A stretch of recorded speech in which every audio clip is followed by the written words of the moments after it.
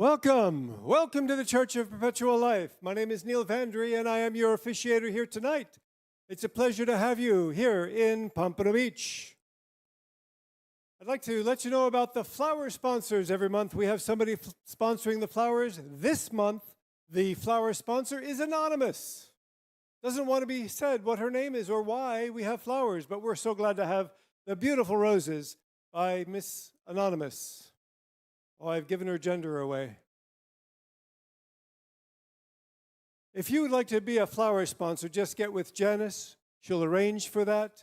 You pay a little, I think it's $50 or more, and she'll arrange for all of the stuff. She'll get the flowers, she'll pick them up, she'll take care of all of those things. And you can make it in memorial of someone who has passed.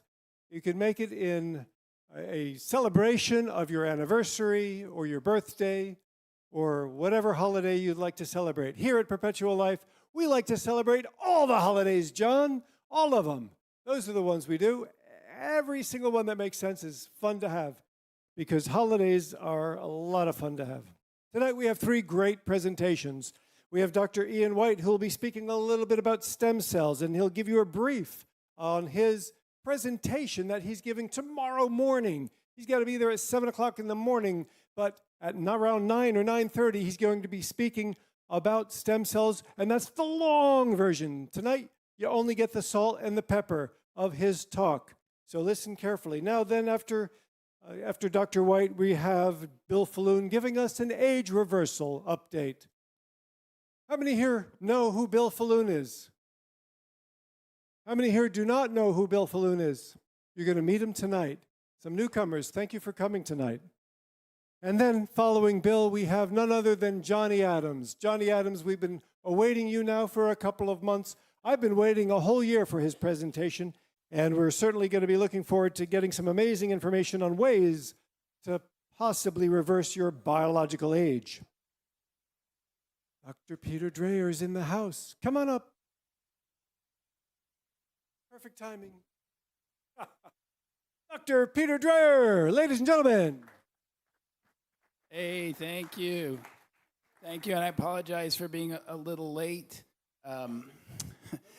The X Prize sent me a thing. It says, oh, you got to get this to us tomorrow by noon. And I was working on it till the last minute. Anyway, what I want to talk about is just briefly, I was doing my taxes, and I realized how awkward it is. I come here, and I never use cash, and I want to put cash in the hat, or in the little slot. And damn, I think last time I only had 4 $1 bills with me. I thought, oh, this is horrible. So I was asking Neil, how much does it cost to run the church? Because, Bill Faloon has kind of been paying for everything since day one. And I thought, gee, I ought to help out. What's reasonable? And Neil at least explained to me, he was able to reveal that dinners each time cost about $3,000. And if we divide it from between about 130 people who typically show up, it comes out to about $25 per person. And I usually try to go to all 8 of our live things. So 8 times 25 is $200. I thought, I should at least pony up $200. But I decided, I'm writing a check. The IRS will let you do $600 in cash because they don't believe you. They won't let you go over that. So I thought I'd write a check for $1,000. They'll believe that. And that'll cover me and 4 other people. And who would I like to cover? I want to cover all the young people. I'm going to be a sponsor, so I have other levels. Now, maybe you're welcome. Okay, so I don't know if we have other. I just want to keep the church going. If anything should ever happen, I think Bill will live forever, right? That's the plan. We believe that all of life is sacred, and that we have been given this one life to make unlimited. We believe in our Creator's divine plan for all of humanity to have infinite lifespans, in perfect health and eternal joy, rendering death to be optional. By following our gospel, we achieve eternal life, creating a heaven here on earth. We follow Nikolai Fyodorov, who taught that the transcendence of the Creator will only be solved when humanity, in our unified efforts, become an instrument of universal resuscitation, when the divine word becomes our divine action. And we follow Arthur C. Clarke, who said, the only way to discover the limits of the possible is to go beyond them into the impossible. And so we enter each day energized in spirit and empowered by the words of our prophets to live in joy, serving our Creator and all of mankind forever and ever. Next month, we're going to have one of the founders of cable news network, CNN. He was one of the first employees, and he became bureau chief of Los Angeles, then later San Francisco, and then later Atlanta. And then he started getting into, he got so good at producing shows and series that he went off to work for PBS. And he did Life on Earth, and he also did one called The Immortals, and he's going to talk about that. And he wrote them up as a book. He's a writer by trade. He's originally from Pittsburgh. His name is Chip Walter, and he's a little bit famous. And so when we've quoted him before, and he's going to bring a bunch of books to sign, and we'll do an interview. I'll do an interview with him, and we'll get to know him well and ask questions. So here we go. There you go. There's the. Oh, did I leave out a zero? No, I didn't. Stand here. Oh, here. Check for $1,000 as a sponsor. There you go. Thank you, Peter. You're welcome. Okay, first sponsor for the Church of Perpetual Life. Yep, you're welcome. Thank you so much, Peter. Peter came up with this idea. He called me out of the blue and said, this is what I want to do. I want to be giving the check because I never bring cash anywhere. So I appreciate that. And we're going to start a special sponsorship program. And Peter's going to be the leader now. Peter the leader. Kids would say it rhymes, therefore it must be true. So the volunteer of the month, this month, the volunteer is none other than Eric Magro, one of the leaders of the Global Cryonics Summit.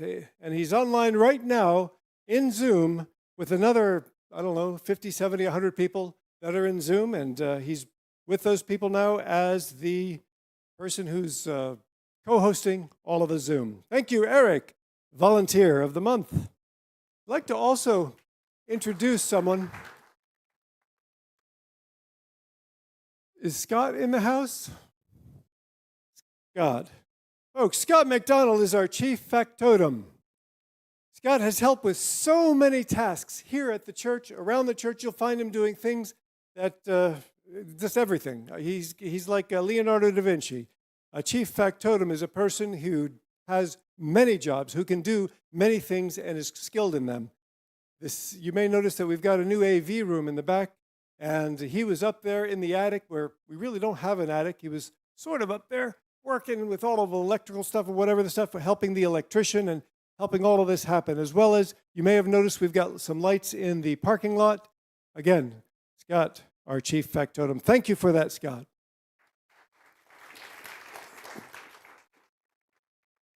I'd like to also point out that we have some dignitaries here. Dr. Kurt Whitmore, if you don't mind standing, a passionate biological researcher from Harvard with experience in gene and cell therapies. We also have Bob Senatores, past leader of the Flash group. Bob, back here. Thanks for coming. Is Zach in the room? Okay, so what's going to happen here in about 15 or 25 minutes, Zach Varkaris, a biologist, author, and a founder and scientific director of the Austin Biotech, a company at the forefront of women's longevity. Zach will be coming up. He's at the airport on his way. He'll be at the Biohackers Expo, and he's coming up here first. So when he comes, if you want to meet Zach, he's the one who's able to reverse menopause in some of his female patients. He was able to do some amazing things. You want to talk to Zach. Incredible man. If you're online, you can go back to about a year ago. I think it was February, a year ago, when Zach spoke here at this actual lectern. So glad to have everybody here. Now we'd like to ask if there's anybody here who's here for the very first time. Who's here for the very first time at Perpetual Life? Please put your hands up. We've got a little gift for you. Put them up high. We've got a little necklace for you. Keep your hand up because a gift is going to come your way. Okay. We want to welcome you. Now, with these necklaces, that means you get to go first in the dinner line tonight. So be sure to bump the line and go straight up to the front. And we'd like to encourage you to bring a guest next month if you've got a friend or someone that you really care about, that you want to have learn more about longevity, super longevity, about biostasis, about all the things we have going on here. You definitely want to bring them with you. Jeff Palmer's here. Jeff, one more dignitary. Please stand. Jeff Palmer's in the house. I just noticed he spoke at the church when we were in Hollywood, and I believe he's going to be speaking in May. He's got some interesting things to tell you about spermidine. Okay, I think we have everybody. Did we miss anybody? Any new people? So happy to have you. Thanks for coming. I'm glad you're here. So glad to have you. Oh, Becca also spoke at the church before in Hollywood. Didn't see you there, Becca. Thanks for coming over. Oh, boy. Let's get right to it, folks. We've got 3 speakers tonight, and the first one tonight is Dr. Ian White. Ian White is a stem cell biologist and a thought leader in anti-aging. He's an expert in regenerative medicine. He's the founder, president, and chief scientific officer of Neobiosis, a company that specializes in regenerative tissue research and manufacturing. He's received his BS and MS from Liverpool University. You may detect a slight Liverpool accent. Received his PhD from Cornell. He's a doctor from Cornell University. My oldest daughter went there. It's a great university. Carl Sagan's college, isn't it? He worked at the University of Miami Miller School of Medicine, as well as Dartmouth College and Harvard. Dr. Ian White is the founding board member of the American College of Regenerative Medicine, a member of the board scientific advisors for the Alliance for Longevity Initiatives, and co-founder of the Space Aging Research Institute. Please help me to welcome Dr. Ian White.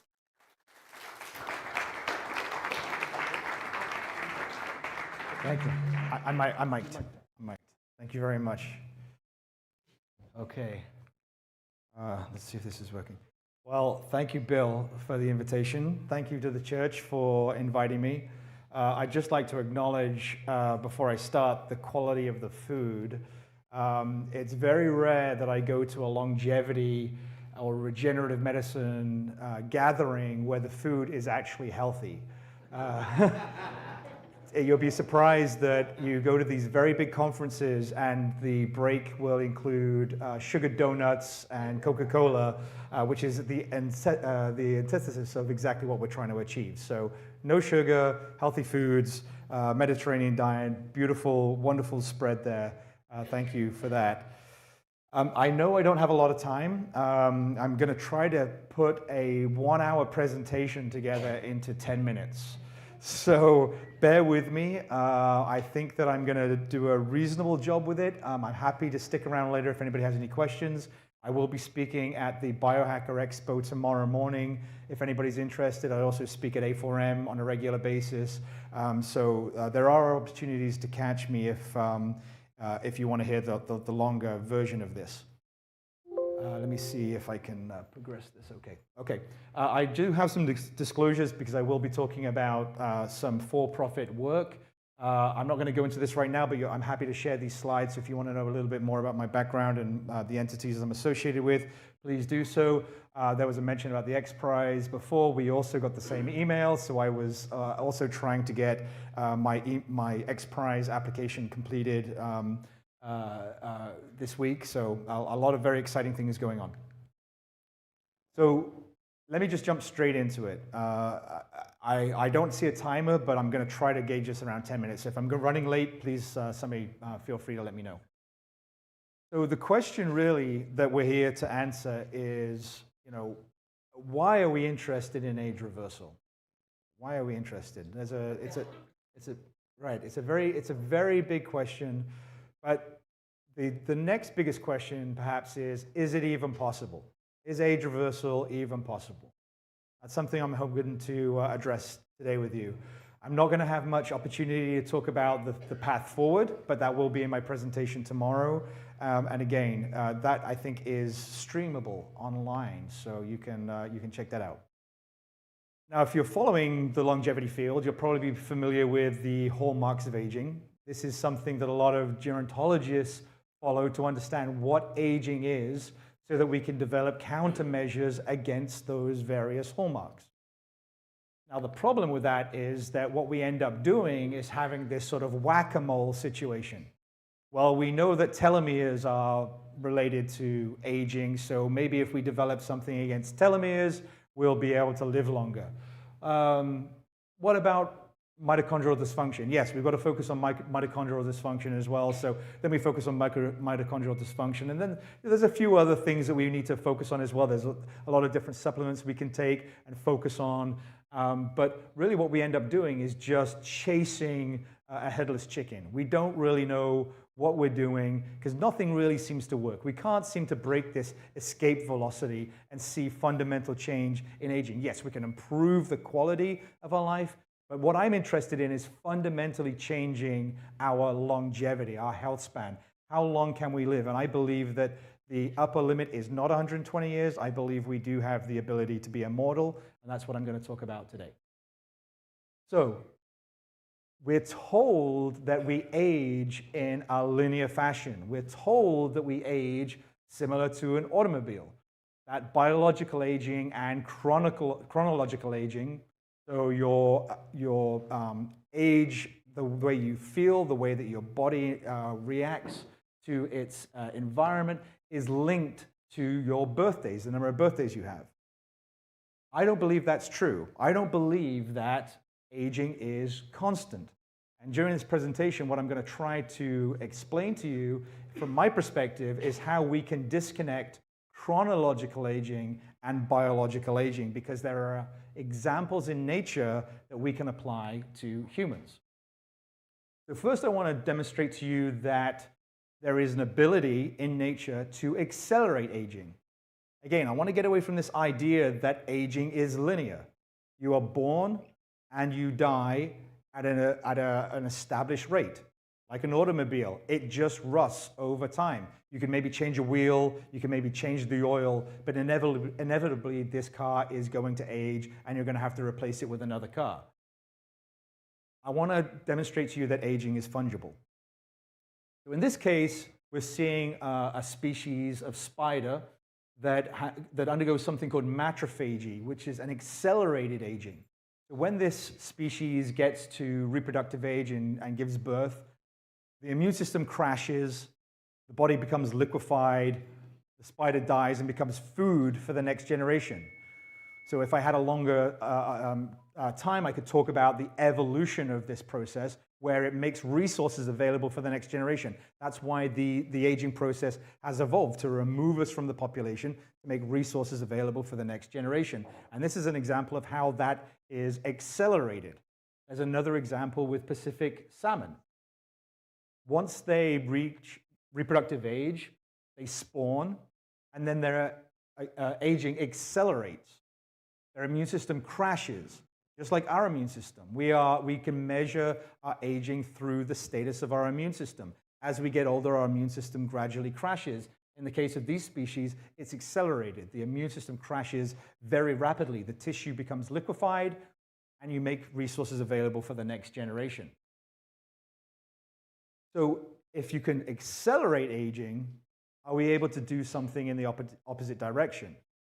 So in this example, we're going to talk about the ability to slow aging. This is Jonathan. Jonathan was recently inducted into the Guinness Book of Records as the oldest terrestrial animal. In the black and white photograph, he was already over 50 years old. So today he's around 200 years old. So this species has been around for almost the same amount of time as the United States. And to put that in perspective, if you think about it, and I usually have a globe spinning here to put that in perspective for you, when Jonathan was born, there was about 7 billion people, 7 billion human lives, and they all died. They all had children who all had their life, and they all passed away. And then there was a third generation, 9 billion people occupied the planet, lived their lives, and are all dying now. So about 20 billion human lives, have passed in Jonathan's lifetime. 20 billion human lives. So we're doing something wrong, because demonstratably in nature there is an ability to slow aging, to disconnect the biological aging from the chronological aging. So if we can slow aging, what about pausing aging? Well, you may not know, but there are a lot of species that exist that have no demonstrable markers of aging. Lobsters, they don't age. They continue to get larger, and the reason they die are for three main reasons. One is they're delicious and we eat them. The second is disease. And the third is they just get so large they don't have the energy to molt anymore and they die under their own weight. But if you look at the biology of a lobster, it actually does not have any markers of aging like we would identify in human beings. Same thing with the buffalo carp. A 1-year-old buffalo carp looks biologically identical to a 100-year-old buffalo carp. The sexual fecundity is the same. A 100-year-old buffalo carp can have as many offspring as a 1-year-old buffalo carp. There are no markers of aging in these species. So if we think that biological aging is inevitable, that it's just a consequence of doing metabolic work, it's just inevitable, it has to happen. What these species demonstrate is that there are mechanisms that exist in nature that not only slow, but can pause aging. And what I'm going to show you next is there are examples of reversing aging also. So we have slowing, we have pausing.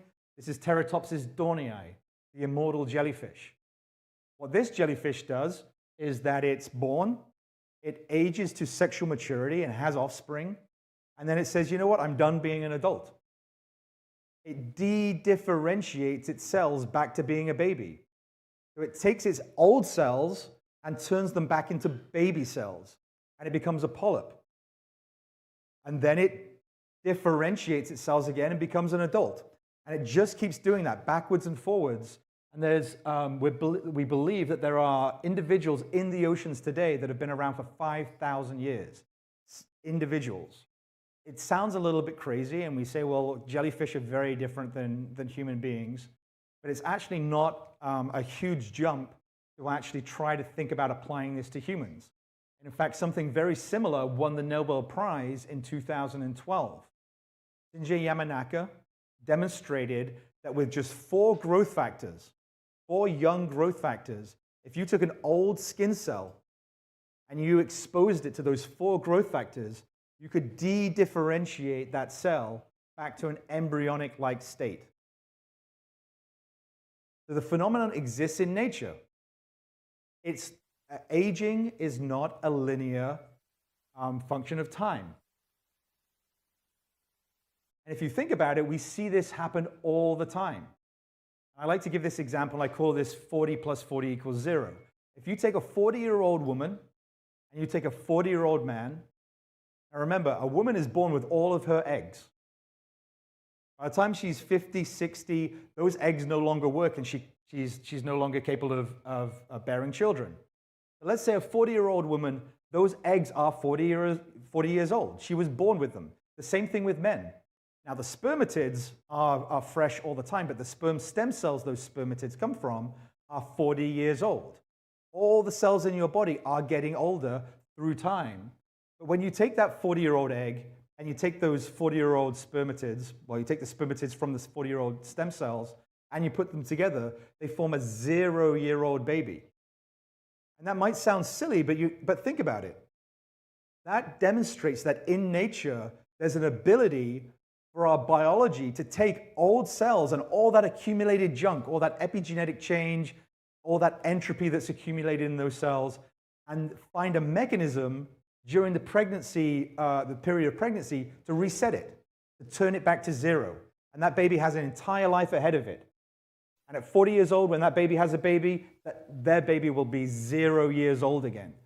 So the cells that we are carrying in our bodies today, while they're aging, somehow they retain the capacity to revert back to 0. We just need to understand the biology behind it. And here are some experiments that demonstrate how that might be possible. These experiments are called heterochronic parabiosis. They were done at Harvard University several years ago. And what they demonstrated was if you took an old mouse and a young mouse and you sutured them together so they shared a blood supply, that old mouse became younger. It got something from the young mouse that actually reversed its aging. Its hair color came back. The grip strength came back. Cognitive ability came back. The ability to heal accelerated in that older mouse. And back then they called them this rejuvenating factors. They didn't really understand what they were looking at back then, but we understand that now to be exosomes. You might have heard the term exosomes. Exosomes are one of the modalities that I study now. Now the problem is, when you're young, you have this robust ability to heal.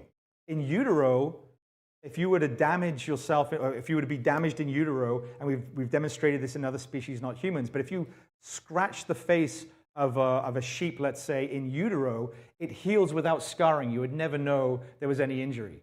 But as soon as you're born, you lose that ability to regenerate. Very early on, you have this huge, robust stem cell ability.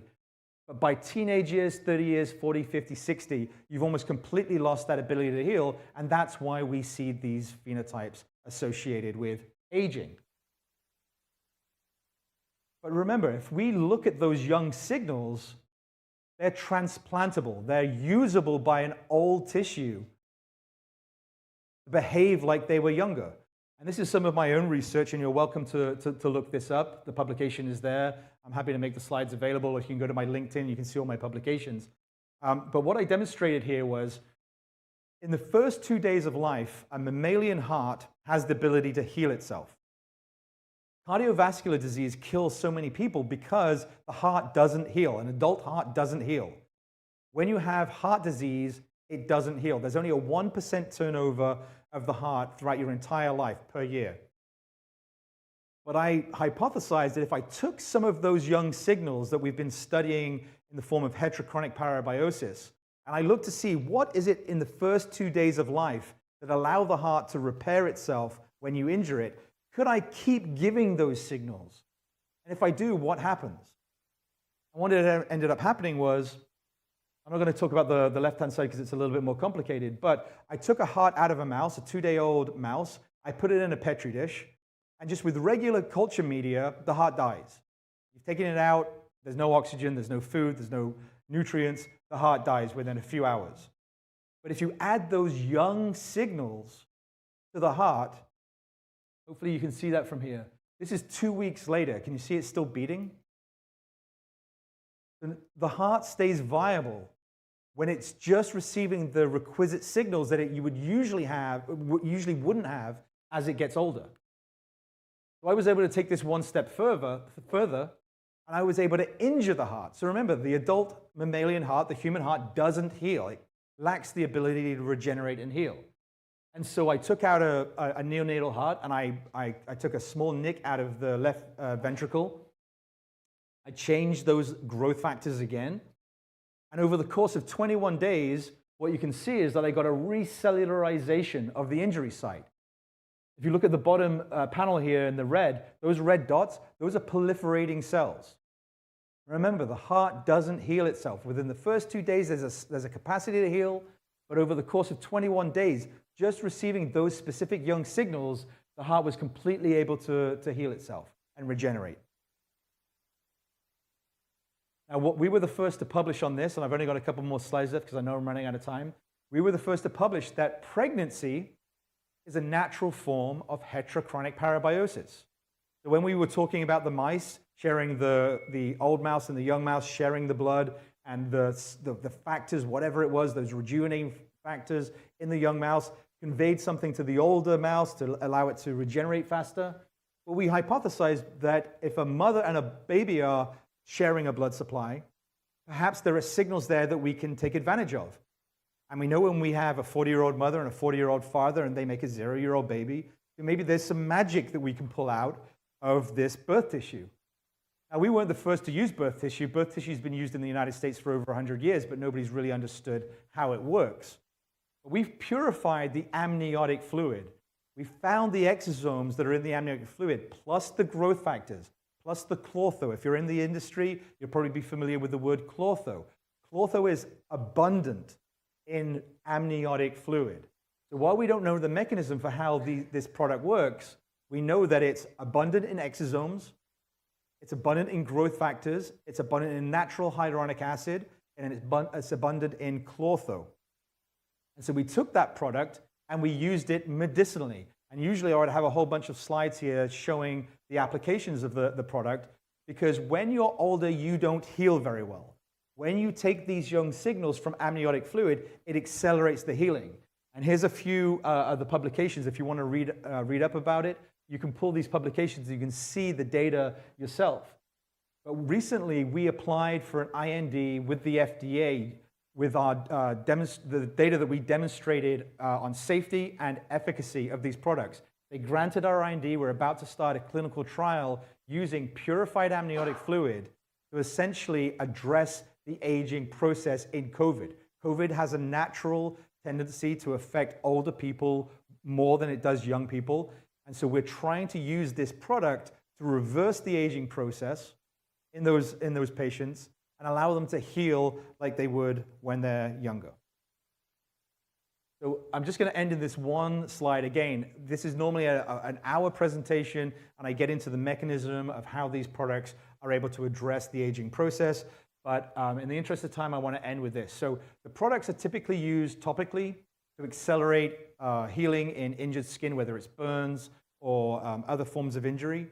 But this was an IV application to a patient who received a stroke 4 years prior to going to this clinic. A brain stroke, a stroke, yeah.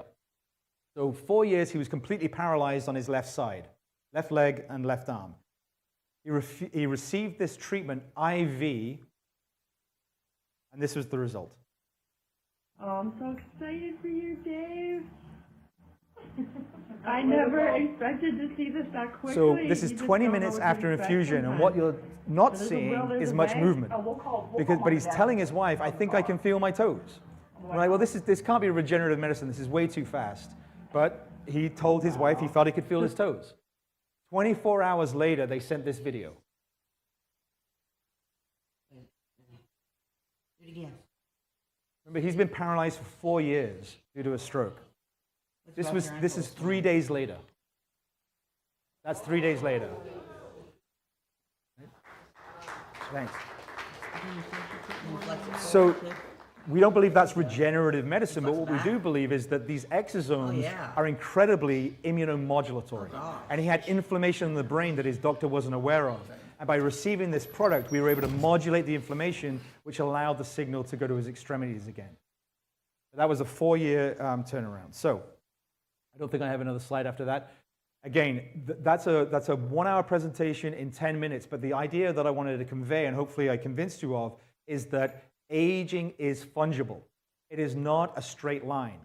In nature, there are examples where aging can be accelerated, and there are examples in nature where aging can be slowed, paused, and even reversed. And it's not just those remarkable species, we're seeing it in humans too. What we need to do is fund that research and understand, because we're all sharing the same DNA, 4 nucleotides, the same DNA. If they can do it, we can do it. We just have to understand the genes, and we have to understand how to apply it. Thank you very much.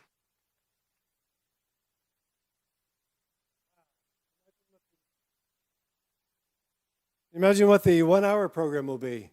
Amazing. Thank you, Dr. White. Glad you're here tonight.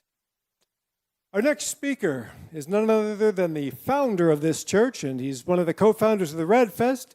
We're going to bring up now Mr. Bill Faloon. Thank you, Neil, for the introduction and for everyone attending. And for anyone who thinks that I'm choreographing my presentation with Dr. White, please understand, I had no idea he'd be speaking tonight. But a lot of what I'm going to talk about, it pretty much validates a lot of what he said and a lot of what the next speaker, Johnny Adams, is going to say about rejuvenating people with young plasma exosomes. Are my PowerPoints up there right now? Not yet. Okay. The topic of tonight's talk is a general overview of some of the advances that have occurred since last month's service or just over the last few months We've got so many advances occurring from a technological basis that I could talk, like Dr. White said, for several hours, literally several hours tonight, about what's occurred over the last 30 to 60 days. What I try to do is highlight with these longevity updates to give you an idea of what's going on. And some of you may wonder, is infusing young plasma into older people safe? Well, there's some good data to show it's safe, and of course we want to make sure that we improve that data as we go along. But the first slide I'm going to show is an interesting study that was published in which they infused young pig exosome-rich plasma into rats.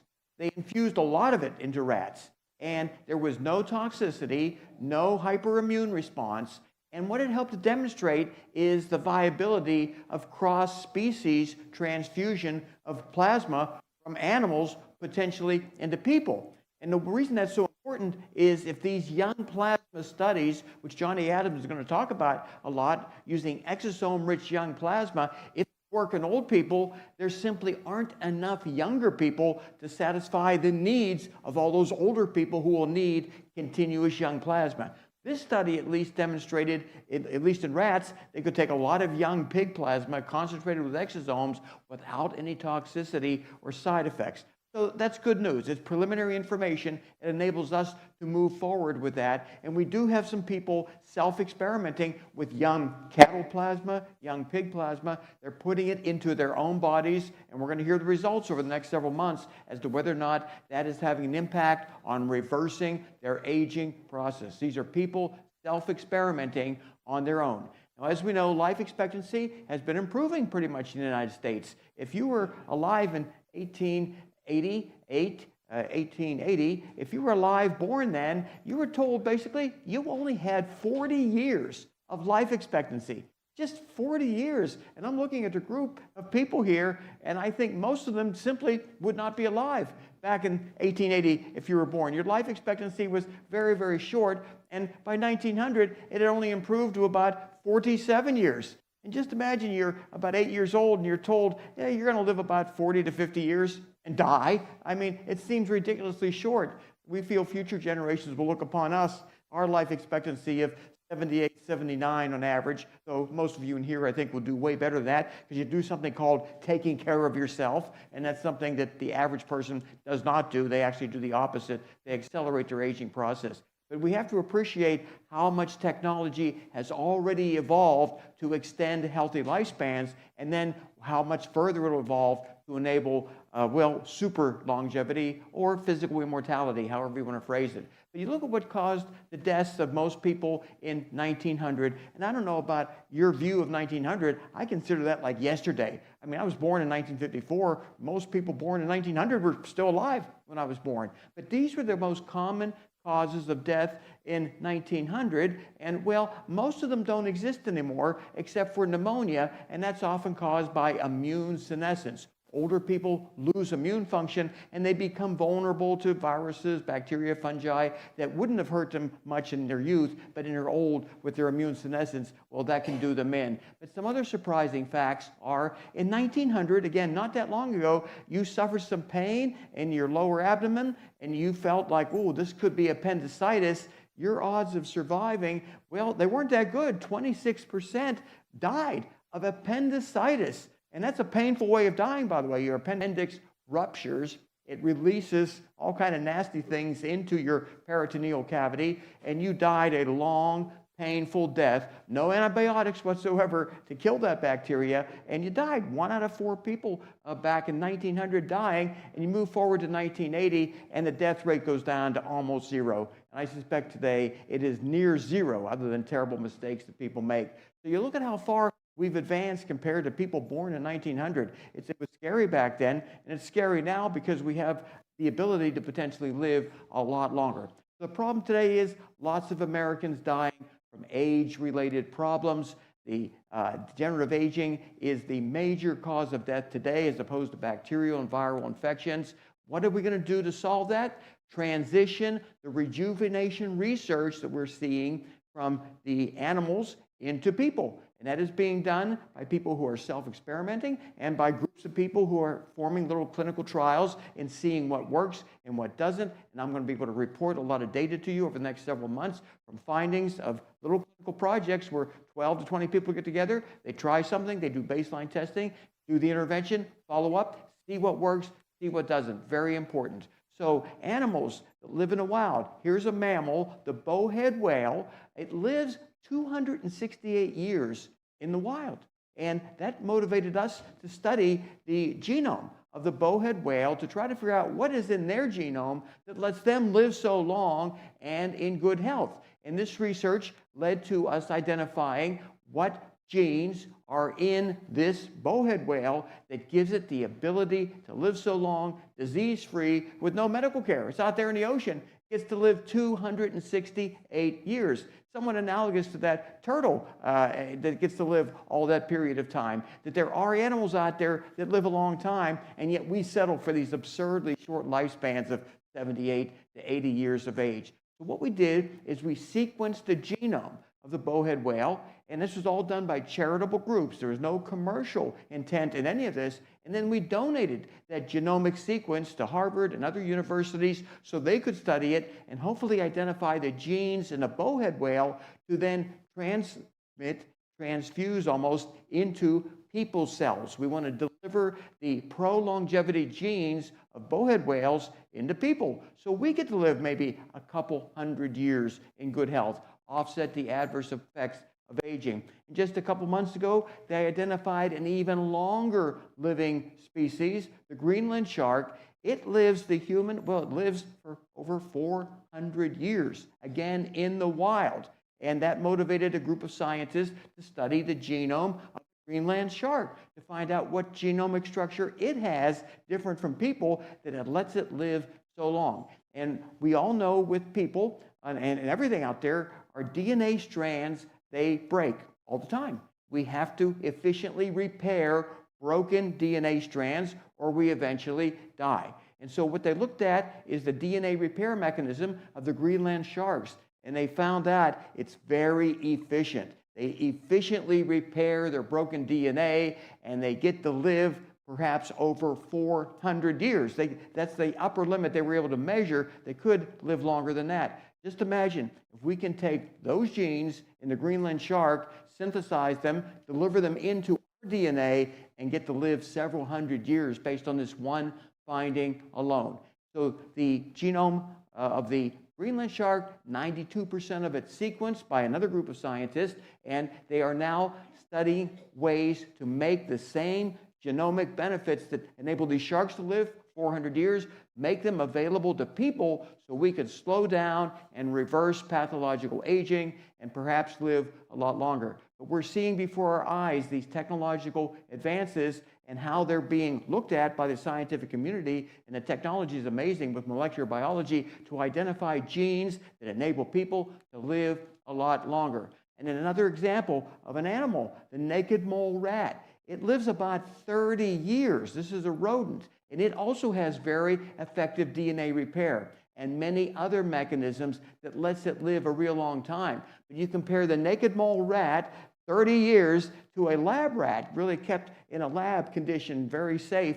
It lives 2.5 to 3 years typically. And these are the same species, but what we're seeing is a different genetic structure in the naked molehead rat, and we've put a lot of money into that research to identify what genes it possesses that enables it to live this much longer than typically other rodents do.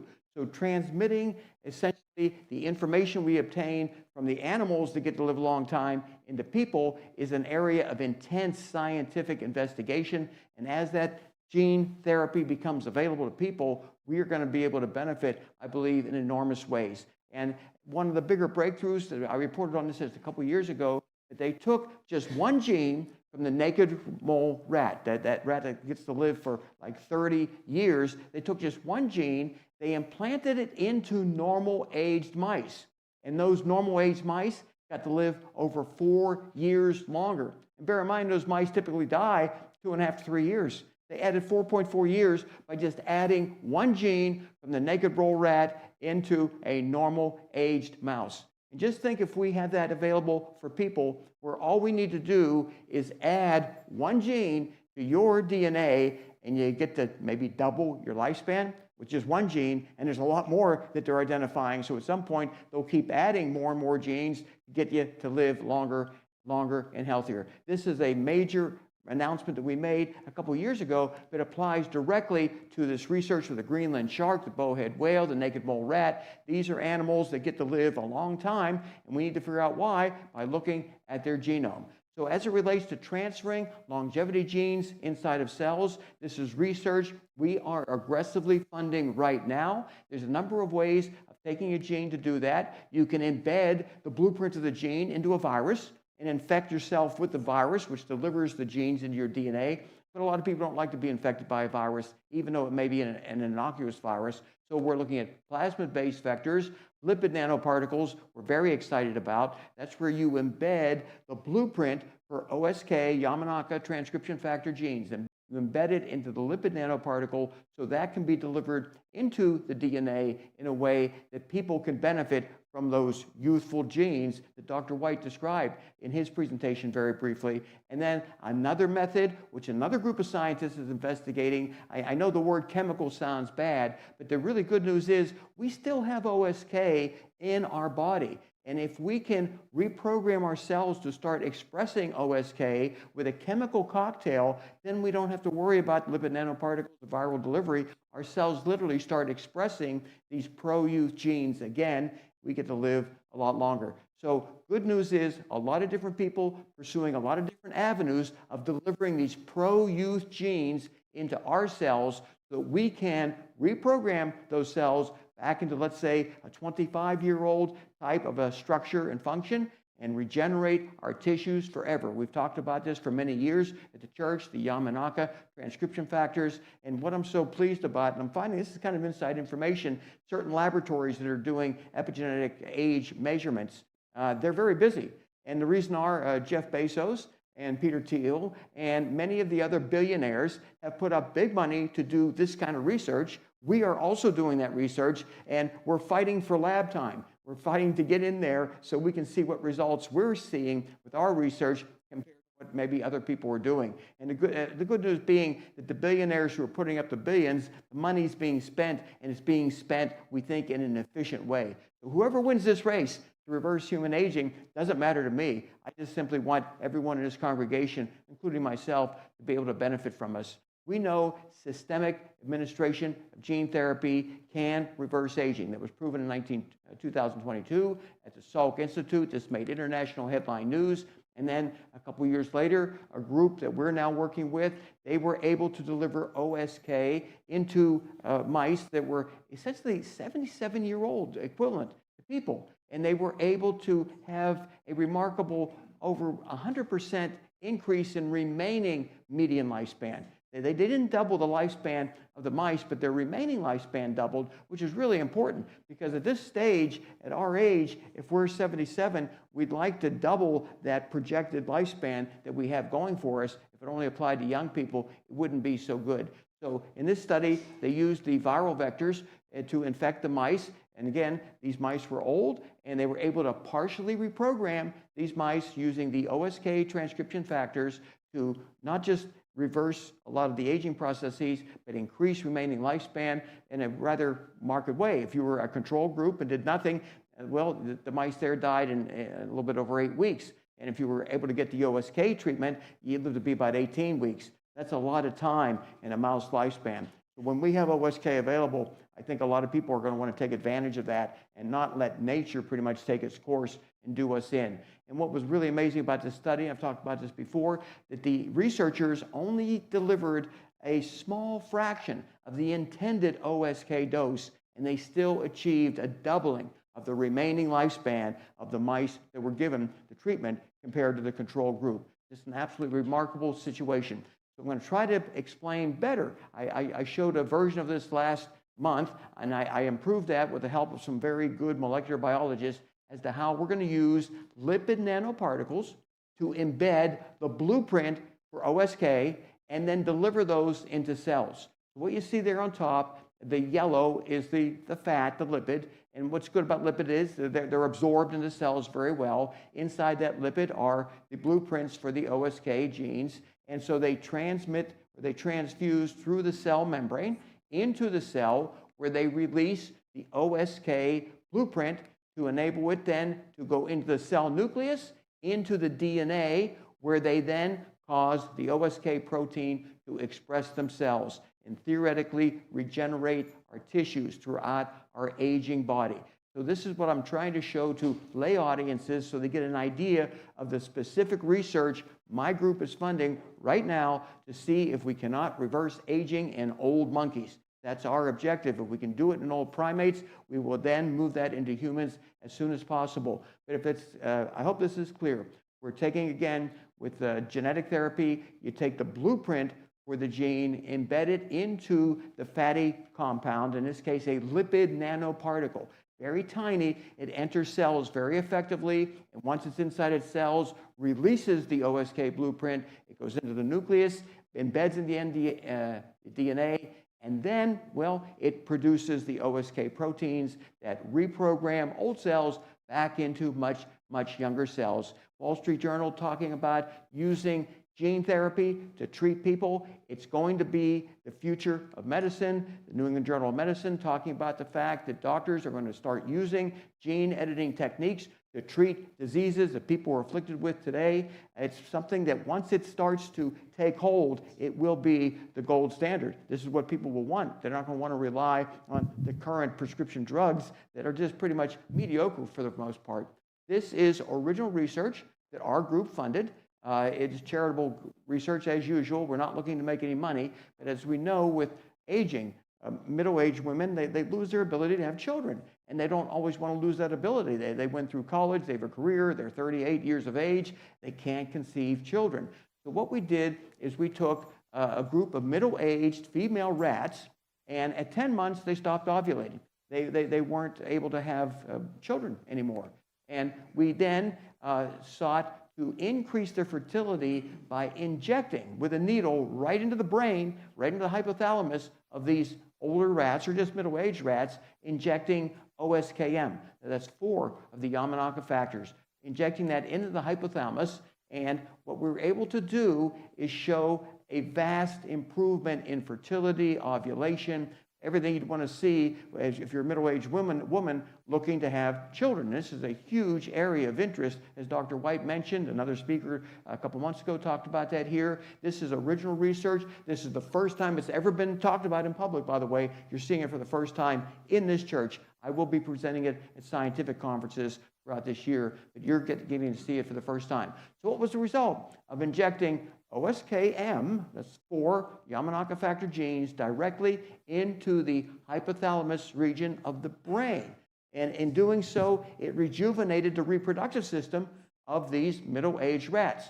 The pregnancy rates on the far left, the young rats, well, yeah, easy. 83% of them got pregnant. That's easy. The control group, only 8.3%. That's the one in the middle. But the OSKM-treated rats on the far right, 25%.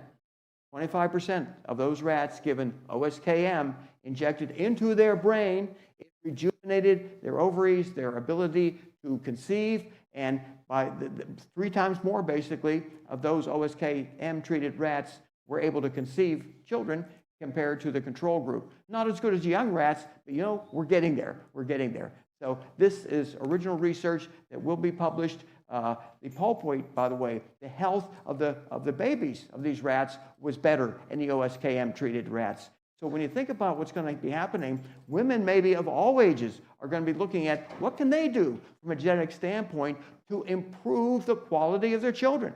I mean, we all want to have smarter children, children without mental illnesses, mental challenges, physical challenges. If we can make healthier babies using this therapy, which also has age reversal potential, it will be a true advance that will benefit people of all ages. And that OSKM treatment, it enabled those middle-aged rats to restore their menstrual cycles. So there was a systemic regeneration, and this is just the very beginning of a therapy that's going to revolutionize the way people view their ability to conceive. It could be that 40, 50, and older women will be able to conceive, and by reversing their aging process, they'll be able to enjoy their children. And more people are acknowledging the prospect of immortality. Gerald Kushner, famous person, he believes if he keeps himself healthy, he's going to live forever. And these are famous people talking about what we've been talking about, our different charitable groups for the last 40 to 50 years, that if enough science emerges fast enough, we don't have to die. So more and more people are acknowledging this, including, we hope, the future commissioner of the FDA. This is a prestigious Johns Hopkins scientist, physician scientist. He's got all kinds of inventions, all kinds of good work that he has done. And he has been giving interviews talking about the fact that the aging process may be reversible. This is credentialed people at the highest level of credentialed science talking about the potential to reverse aging, and he may become the next FDA commissioner. If that happens, we may be able to accelerate a lot of clinical trials that we haven't been able to do in people to see how we can slow down and or reverse biological aging in older people. So we're breaking through the barriers that used to impede us, where scientists and bureaucrats, et cetera, would say, well, aging's a natural phenomenon. It just happens. You can't do anything about it. We've got the top tier people now saying it's a reversible phenomenon. This is tremendous news. So just to conclude what I talked about here, the idea of being born in 1880 and only having a 40-year life expectancy, it's absolutely frightening. Totally unacceptable, just as much as a 79-year life expectancy for people today is. Unacceptable. And what caused people to die in 1900? Pretty much gone today. And if we can just reverse immune senescence, that pneumonia is going to disappear also. And of course, these common problems, we almost joke about it. You get appendicitis, they can do a laparoscopy, and you're in and out of the hospital fast. It's fast, you're not all scarred up, and you survive. You don't die from a disease that could have been treated in more effective ways were developed. So WebMD, a couple years ago, looked at the science, and they believe people can live a heck of a long time if the science emerges fast enough, and that's what our objective is. So the next speaker, Johnny, he's going to talk about his investigation of young plasma, and he's been doing it for, I think, the last year or more, aggressive investigations of different facilities, and let the group know what he has discovered about what we may be able to do today to perhaps slow down our aging process. And that concludes my talk. Bill? Oh, sure. Thank you, Bill Faloon. I have a couple of questions from Zoom, from YouTube. Question here, first one, Bill Faloon. Some doctors believe Muse cells are a breakthrough anti-aging discovery. Do you have any opinion on Muse cells, M-U-S-E? I've seen that on a title of papers, but didn't read the whole paper, so I don't have a comment. Thank you. Or any critical trials coming up for heart regeneration?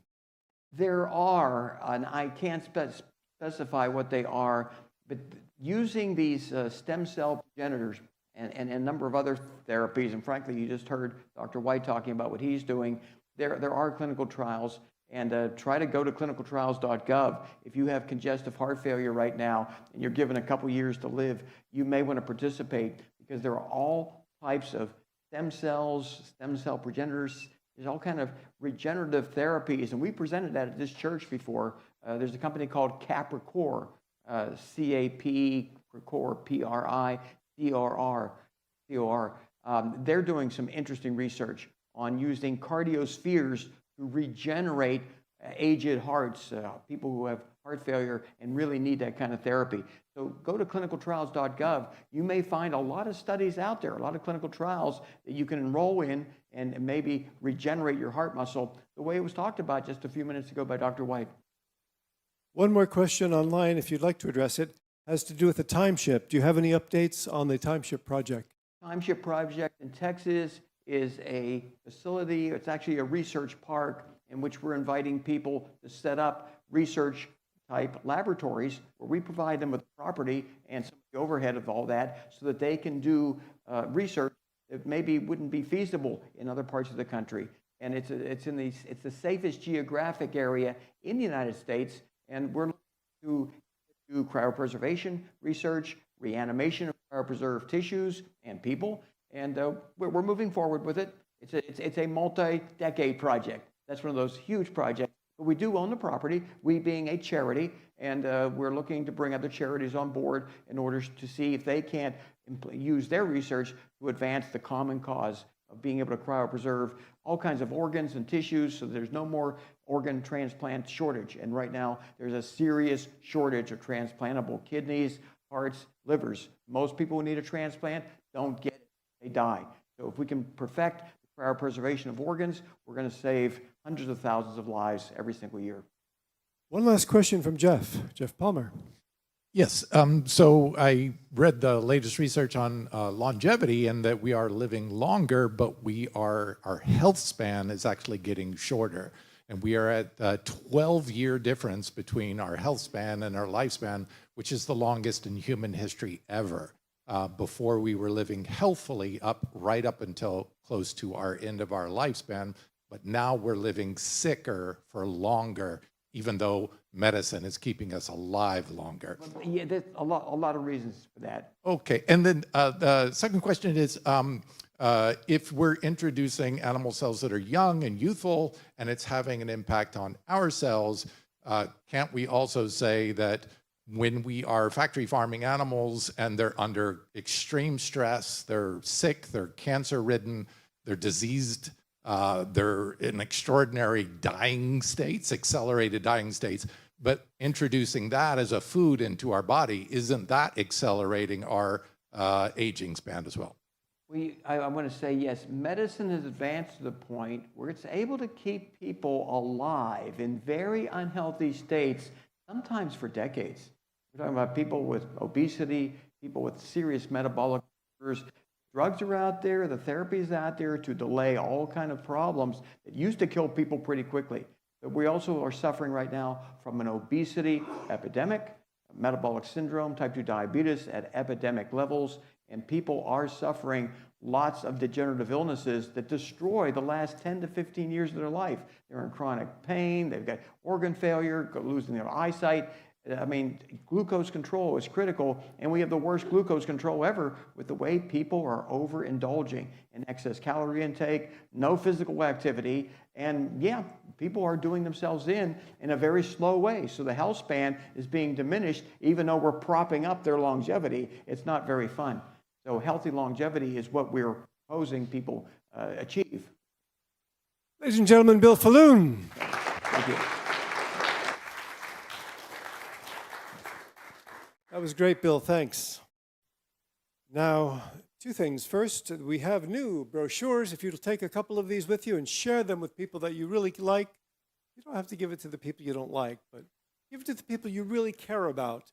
Our addresses are on the bottom to the new brochures. They look like the old ones, but they're new. And also, as I promised, Zach Varkaris is in the house. Zach, would you stand for a moment? I introduced you earlier, but he's actually here. He just got off the plane. And if you want to talk with him about women's health, he's the guy to talk to, and he'll be over at the expo tomorrow as well. Great, Zach. Thanks. And a special treat for you, someone who didn't know she was going to be doing this tonight. And we have a fitness guru in the house.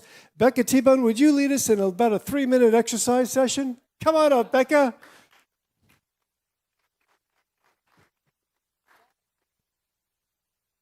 Hi, everybody.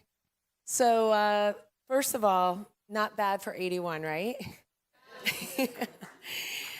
With all seriousness, I'll be turning 61 in just a few weeks. And I've been practicing all that we're learning here. Of course, I haven't had any injections yet, but I can't imagine turning myself to 14. So looking forward to all that. This is great information. Let's give these speakers a big hand. So I'm the creator of 17-minute workouts. Who here works out? Really? Anybody work out for only 17 minutes? Everybody works out longer. How many times a week do we work out? If you raise your hand once, twice, 3 times, 4, 5, 6, 7, 8.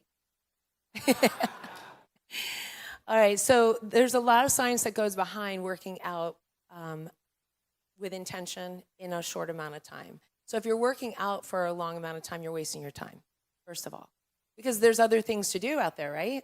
So what I'm going to do is give you a couple of ideas. Sitting from our seats. You guys can't see me now, can you?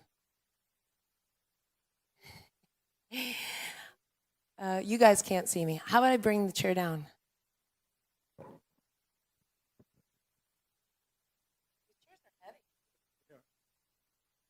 I'm in heels. I don't usually work out in heels. All right, so I do what's a 17-minute workout. I do 4 exercises, repeat them 4 times. They're only 40 seconds each. Anybody work out for only 40 seconds? Yeah, really? All right, there's my buddy. All right, so I want you to come to the edge of your seat. You take it at whatever level you can. All right, so what I want to do is I'm going to put my little timer on here. We got some music? Yes. Take our feet, and depending on what level of availability you have, you're either going to step out, bring them in, stand up, give 2 claps, sit down. All right? We're going to do that for 40 seconds. Of course, my mom's calling me now. I usually take her call, but I'm not going to right now. Is this what we got? Out, in, stand up, clap, clap. Ready, go. Do it, team. Go. If you wake up and don't want to smile, Now, if you want to jump it, open your eyes and look at the day.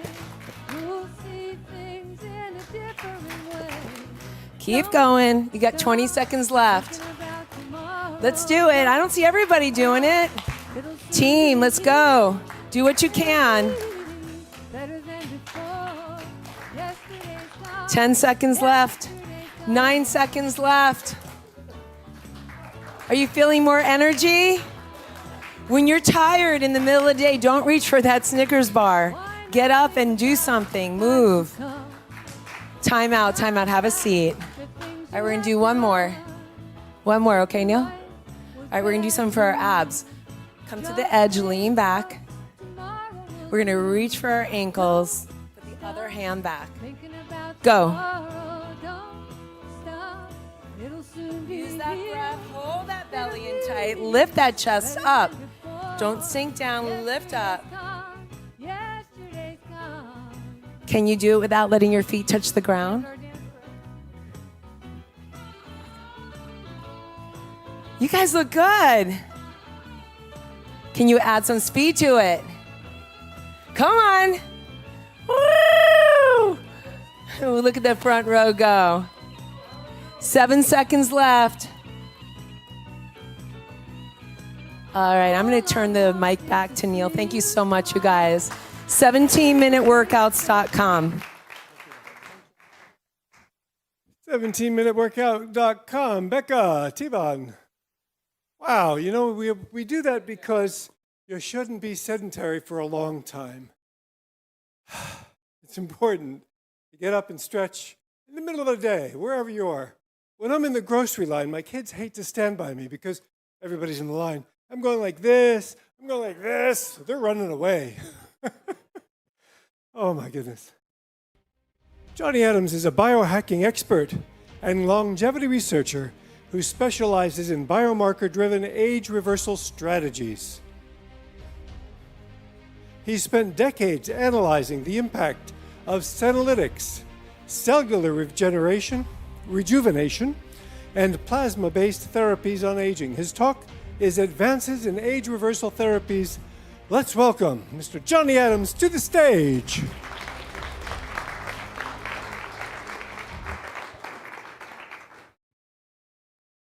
Thank you, Neil. Start off, some exceptional leaders devote an awful lot of time, talent, and care to making these events, now the last Thursday of the month, something really special and unlike anything else that I've ever found out there. So first, let's recognize Bill, Neil, Janice, Tonya, Scott, Rudy, Doug, Warren, Bark, and Evan. So a little, all righty. You probably never knew that was that many people working to make this something great for us. But wait, there's more. Right now, that kitchen, it's a big, beautiful, well-equipped kitchen. You've probably never seen it off to the side of the meeting hall, is buzzing with activity as Alina, the healing chef, and her team prepare a delicious, nutritious dinner that we'll all share together very, very soon. Just, I'm going to step up the pace of my talk here, and we'll get out there, but this will be worth it. So, special thanks to Alina, Alejandra, Adriana, Nilka, Renata, Allegra, and Vivante. So, everyone, all together. Fantastic. Okay, my topic is advances in age reversal therapies. Slightly more descriptive is why I'm staking my life on what the evidence and my experience and the experience of others, of my associates, have led me to believe are the three most effective age reversal therapies to be young again. And why three? Well, it's kind of like the 80-20 rule. You've heard of that. In my estimation, and I'm going to show you my reasoning and some evidence behind this, maybe more like the 95-5 rule. But I'm always open to change. So, friendly disclaimer, this is not medical advice. It's not for the diagnosis, treatment of disease. Consult your physician. Your mileage may vary. Okay. I'm Johnny. I'm not going to read all this stuff to you, but actually it's well over 4 decades, probably 5. I've been working on cracking this aging code and solving it. Now, I'm going to have a lot of busy slides coming your way. I'm not going to read everything to you. In a few days, the whole presentation will be uploaded to YouTube, and you can read all this. And the tech team, they're amazing, like 2, 3, maybe 4 days. They'll have it up there to the Church of Perpetual Life YouTube channel for you to peruse at your own pace. Okay, so some organizations. I am most proud, and I came back to mostly live in Florida to be associated with the one on the upper left. It's actually a group of 3, the Age Reversal Network, Church of Perpetual Life, and BioFutures LLC. I kind of think of them as one. They were all either founded or co-founded, to my knowledge, by Bill Faloon, and that's really helping them in any way I can, small, medium, large, is my first priority in life these days because of the tremendous innovations that are happening. I also lead my own nonprofit foundation, the Aging Intervention Foundation. I lead the Gerontology Research Group. We have a very informative email discussion forum and also monthly meetings, which have pretty exciting speakers, and we put it up on the YouTube channel, and an angel group. So you can learn more, agingintervention.org, or the YouTube channel, search for Johnny Adams Aging Intervention, or agingmetrics.org has some interesting tools. You can calculate your phenotypic age from your lab report using that website. Okay, now, I make it a point to meet a lot of people here, and you may be among those who are physicians, scientists, researchers who have been doing this a long time, and this is your lifelong work. But also, almost every time I meet and talk with newcomers to our mission in life, to biological age reversal, to what we're achieving here. So I'm going to start very briefly with some fundamentals, and it won't hurt, for even us old-timers to review some of the basics, and then I'm going to shift into high gear and talk about some scientific research and some therapies and the results of a recent informal, we'll call it a pilot trial, that I and other close associates have been doing. So it's important to clearly define the end result we seek. Now for me, I coined the phrase open-ended life, kind of like perpetual life. And it's healthy, of course it's healthy, and living with joy and vitality and making the world a better place. And that's kind of a big deal in my book. Now, we are in Florida, the land of iguanas, Ponce de Leon, the fountain of youth. And one quiet morning I was thinking, open-ended life, healthy, of course, making the world a better. What am I missing? And all of a sudden it hit me like a ton of iguanas. We want, well, I want, come join me, to be young again. And for me, 26 was a very good year. That's my sweet spot. You pick your age, and actually that picture, it's like 16, 18, something like that, but it's all I had. But biologically, 26 years of age. That's what I'm going to do. Functionally, every biomarker you can throw at me, and clearly defining the end result. You know, there's a saying, nothing's impossible for the person who refuses to listen to reason. And there's a lot of people out there, oh, you can't do, just forget it. Set your goal. It's like 1,000 moonshots. I call it a star shot. But anyway, okay, so then we will have that long, beautiful, almost, remember what it was like to be in your 20s? It just, the future, you know, 60, 70, 80, yeah, I heard of that, not for me. We'll have that long, beautiful road again. Little did we know, blink our eyes a couple times, and here we are. So, okay, this is a painting by Lucas Cranach the Elder, who I'm sure secretly yearned to be Lucas the Younger. It was painted in 1546. He was ahead of his time. Look, on the left, they're going in old, they're coming out young. You see this tent here? Something's going on there. We're going to have to go and investigate that, okay? So this is, of course, the Fountain of Youth. I just call it the last Thursday night of the month at the Church of Perpetual Life. Oh, wow. Okay, so now, further breaking down the end results we seek. For me, you may have your own gauge, but for me it breaks down to three things.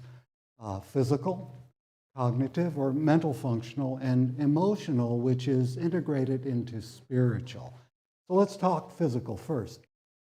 Starting with mobility, the ability to navigate through life, to walk and just go where we want to go, do what we want to do. And I'm a practical kind of guy.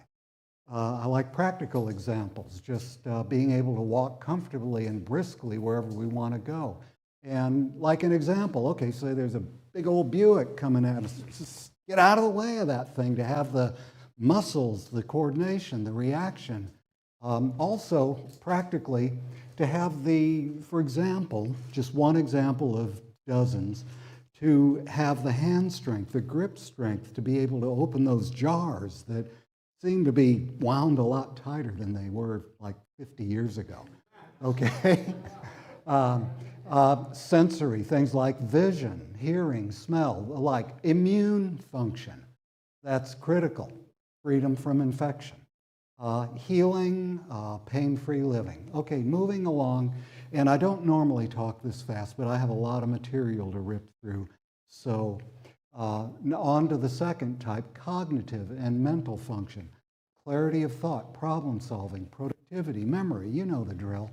And practical example, to be able to remember a series of numbers, like you're going to enter into your cell phone, and what are you going to, 954, 545? No, it's just kind of a fun game to remember all the digits and just enter them, okay?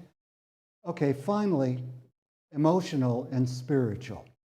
Subjective feeling of well-being, enjoyment in life, fulfilling, joy, feeling it's meaningful. Now, two writers about spirituality had advised that a feeling of connection with others, is one of the most important aspects of spirituality. And I just have to tell you that every time I come here and meet with you, I feel a sense of connection. So thank you for that. Thanks. Now, okay, just ripping through this. Some of my favorite biomarkers, lab tests, there are various kinds, DNA methylation, there is you could get the Life Extension Research Panel and it will calculate your phenotypic age from the data. And, there's true diagnostic like DNA methylation tests. There's a place for them, but as you're going to see, I'm leaning more towards function.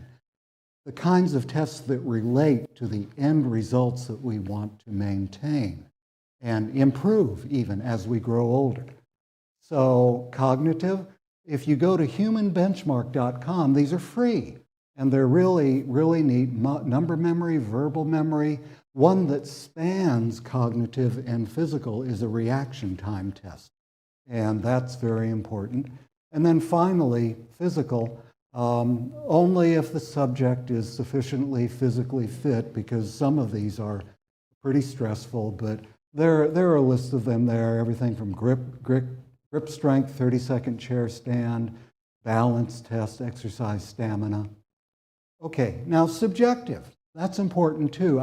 There's a thing called the placebo effect. It can be deceptive, but still, it counts, how you feel after you've taken a new therapy. So, here's what we're going to do. And this, you on board? Yes, okay, I heard a couple of yeses out there. I'll take it. Now, here is a big question. Why? Why? Now, these cartoon animals, they're generated by AI, artificial intelligence. And they were done like a couple of years ago. And just as an aside, we're relying more and more on AI to solve the problems of biological aging. AI, we're on just the beginning of an accelerating curve. And it's, doing research papers, analyzing biomarkers, developing new drugs, and a lot more. I have a very optimistic view of the future with AI and how good it's going to make our life. I'll put it that way. Now, right following that curve is longevity technology, aid reversal, therapies, solutions development. So, my friends, just hang on and just keep on plugging at it, because it's accelerating. We're going to be there soon. But again, why?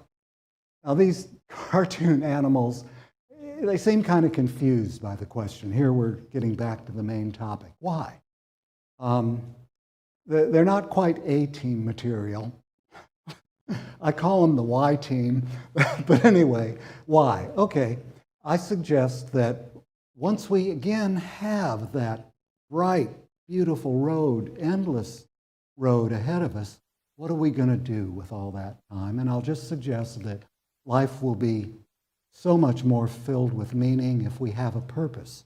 We make the world a better place. So over here on the left, here's some of the things I'm going to work on after we solve the problem of aging, and some of the people whose ideals I rather admire. And that takes us back to something I forgot to mention. What are we gonna do with all this extra time? What? Travel? Party? Well, yeah, a little. We just solved the greatest challenge and been on the greatest adventure ever. But then let's get back to work and get some real work done. So, look, I'm 75 years of age. Now, I truly believe I'm in my prime. But still, tick-tock, I do not have the luxury of time. Do you? Okay? So there are affordable innovations coming down the line in the future. Okay?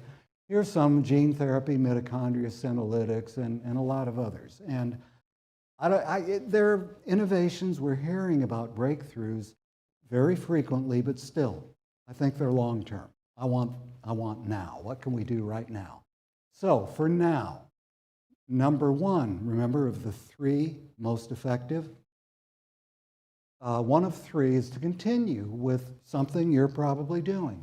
conventional, common sense methods, nutrition and some form of fasting, possibly, exercise, sleep, reduce stress, water, nutritional supplements from a trusted source, and probiotic foods, that's very useful.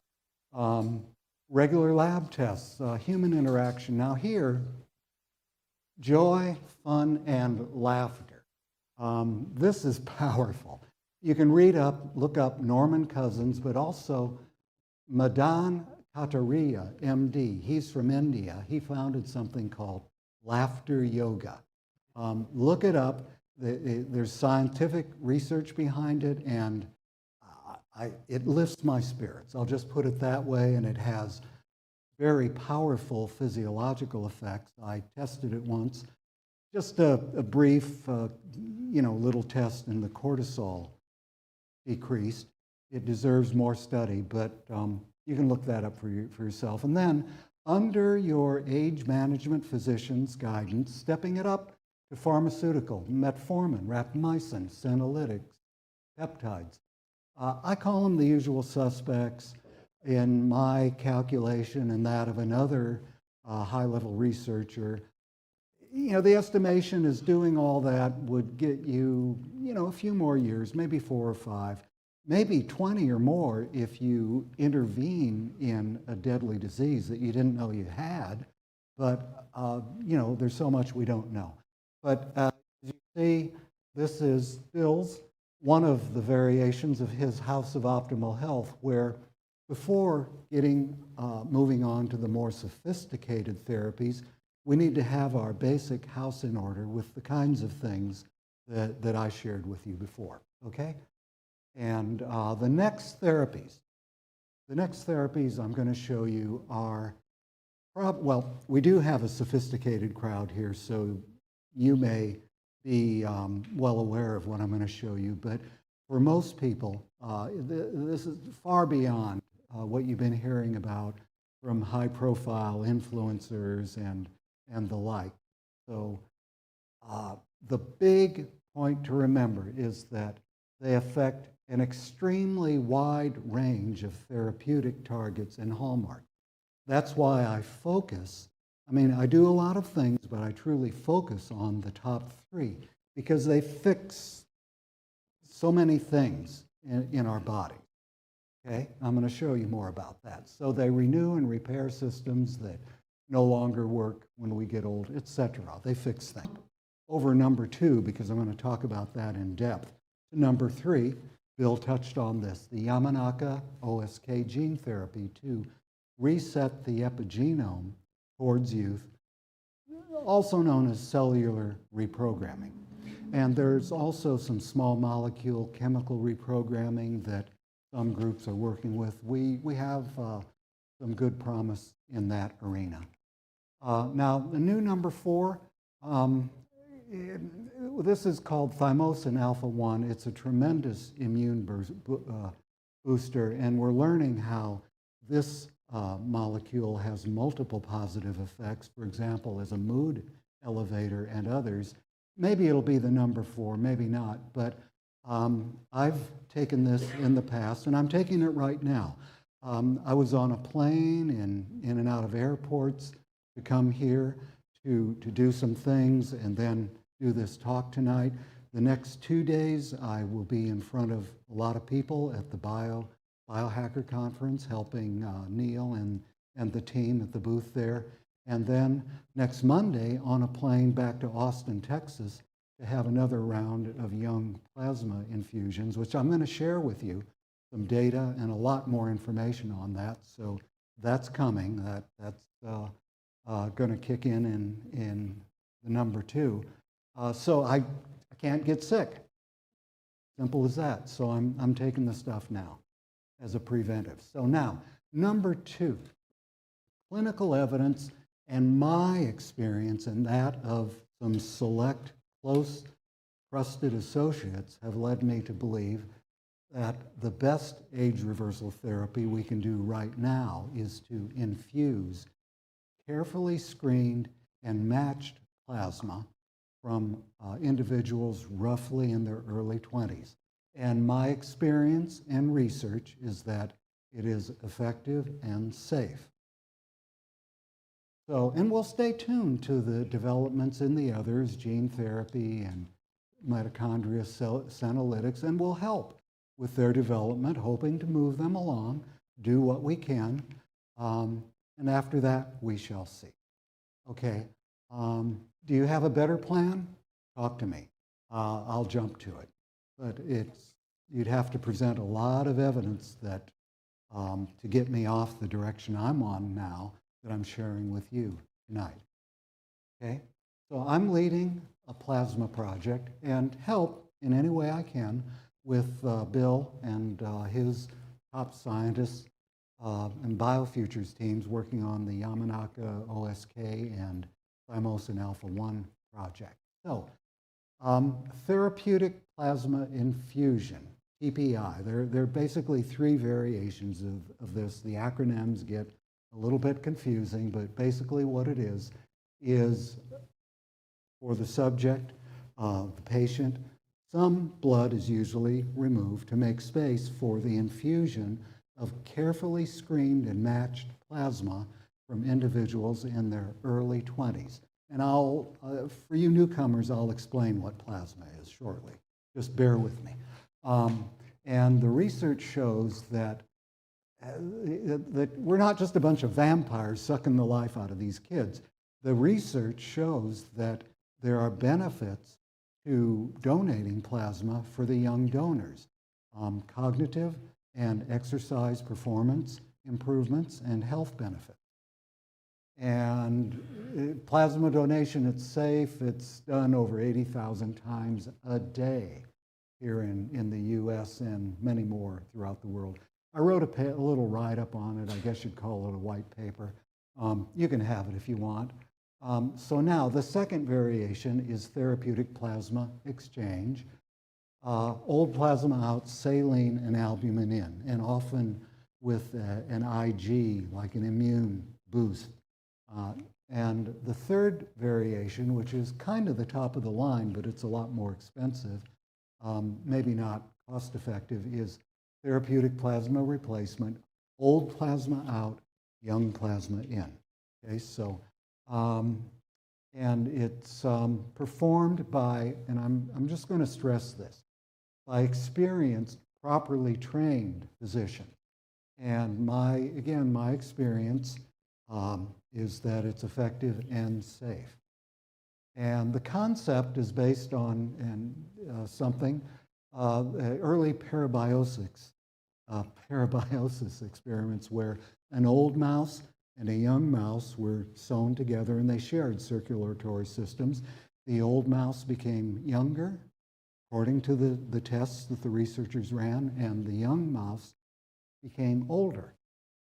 Same principle applies to humans. So this just talks about the degree of the testing for pathogens, antigens, transmitted disease, etc. And it could even be taken a step further.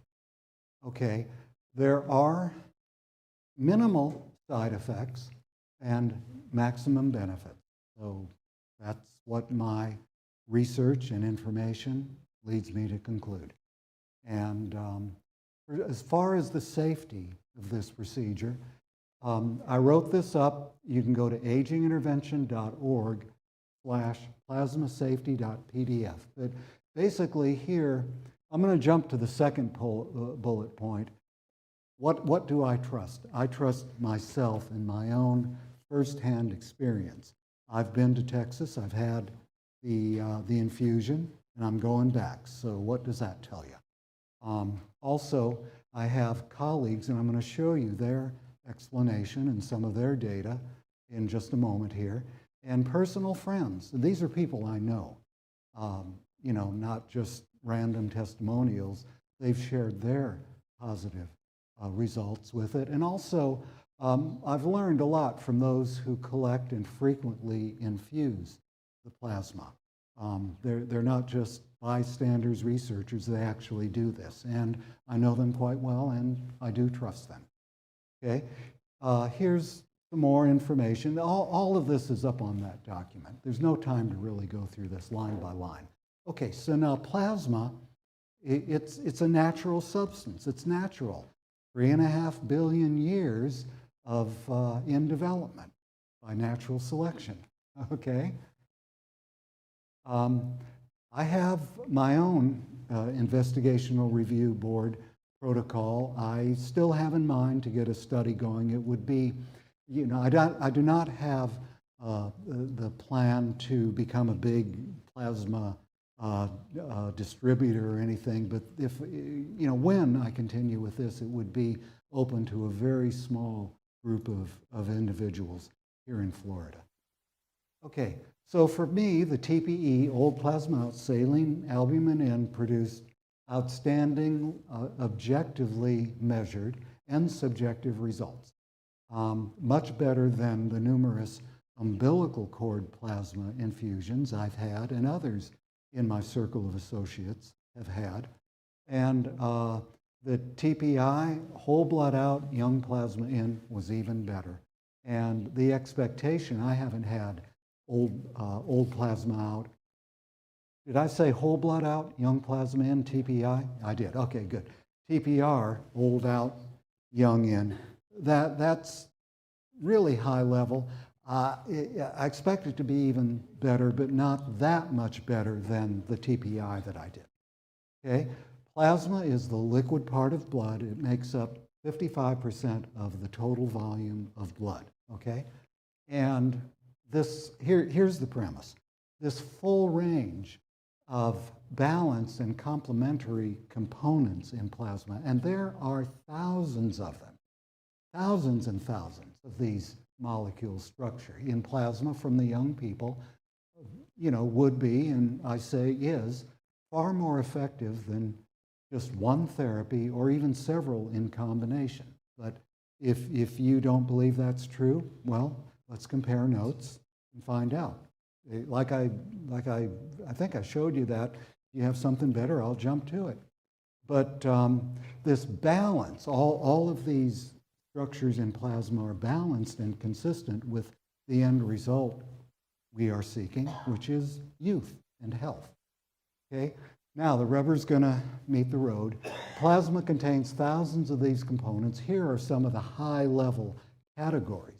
Exosomes, cytokines, growth factors, metabolites, nutrients, miRNAs, regulatory proteins, hormones, enzymes, mitochondria, minerals, electrolytes, albumin, and antibodies. Okay. They interact with one another in a complicated network. Now, hopefully John Ferber has joined us online tonight. This is his outstanding systems biology of human aging, which begins to show the tremendous complexity and interrelationship of all of these biological systems. So a few examples. So we're going to break it down. I'm going to rip through these. Remember, this will be up on YouTube. You can look at this and study it in more detail, but just let's start with exosomes. We hear a lot about exosomes these days. So there are 1.84 trillion exosomes in each liter of plasma. I had 2 liters, so double that. Now the thing is that exosomes are cell specific. They're derived from all cell types, including stem cells, and they come from every part of the body. That's a good thing. So plasma has many, many kinds of exosomes. And exosomes from plasma are not damaged by processing like some of the other ones out there. And they are, one expert reports that they're 30 times more effective. Okay? Okay, cytokines. Here are the few, a number of them. There are many more. Growth factors, we hear a lot about GDF11. It's in plasma and balanced with a lot of other beneficial components. And here's some more, lots more. Mitochondria, there are mitochondria in plasma, free floating. Not a whole lot, but I'll take what I can get. Okay, miRNAs, there are a few kinds, many more. Hormones, albumin. Albumin is good, detoxifies, antioxidant. Antibodies, there's for your immune system. Nutrients, metabolites, coenzymes, and others. NAD, coenzyme Q10, glutathione. Okay. Now, immune support, I did an AI support request. That was what I asked it, and I asked for references. I have not, well, yeah, I did look at most of these, and but I did not study them thoroughly, so you do your own search. I have 6 different AIs that I rely on to do research, to give me answers like this, and then it's important that we validate ourselves. So these are some of the immune improving components, okay? Plasma goes throughout the body, and also the plasma we're getting comes from all throughout the body. So we're getting all different kinds of exosomes and beneficial components. Yeah, this is another graphic that echoes what I've told you, but this is from the youngplasmastudy.com, and I urge you to go there and watch Diane Ginsburg's video. She is an MD. She's infused so many liters of plasma, largely in like an emergency situation when she was delivering babies, and to quote her, birthing mothers know how to bleed. So she's done a lot of this, and she's the scientific director. And she has a lot of background that I'm not giving you here in some case studies. Okay, here is another thing from, I think that's from Spectrum Plasma. It echoes what I'm saying. You can look it over if you look at this on the YouTube channel. Here, there's a white paper available about young plasma, that's YFFP, for joints. So they're amassing some data about the benefits for joint problems. Let me check my time. Okay, yeah, we can do this. Okay, so it's quick frozen.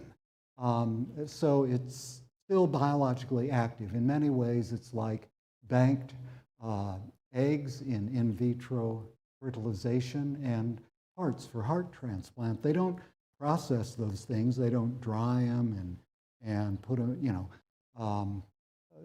otherwise process them. They quick freeze them, and then they thaw them when they're ready for use in the patient.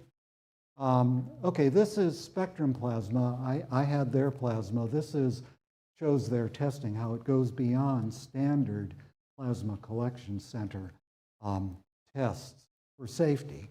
And that's a little more about that. Okay, there's evidence that these therapies help with dementia, Parkinson's, and Alzheimer's. I'm going to show you some of that. All right, here, some scientific published research studies. And no time to read all these, but these are peer-reviewed, published, okay? This is an AMBAR study that showed results, and also some other studies. Now, some highly knowledgeable authorities have commented on these, and we don't have enough time today to go through those comments, but you may want to read this and consider it. There was one study where efficacy was proved as well as safety, but we know plasma is safe. It's been been used 40, 50 years.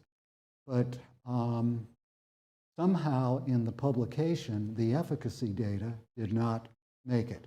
It was turned into a safety study. Now, we can talk more some other time about why that would be so, but it seems like they should have published everything. I'll just put it that way and then zip it. Okay, some more safety, tolerability, more studies, more studies. You can have a PDF if you want. Just send me an email. It has these links in it so you can read them yourself, so you won't have to type all these studies. Okay, I like humans. All of the ones, I think most, if not all, were human studies. We're getting into rat territory here, rat research. That's important. I like it, but I like human research. And so there's some more. You can search on clinicaltrials.gov and PubMed. There's frequently updating, adding new content. I look to doctors who do these treatments.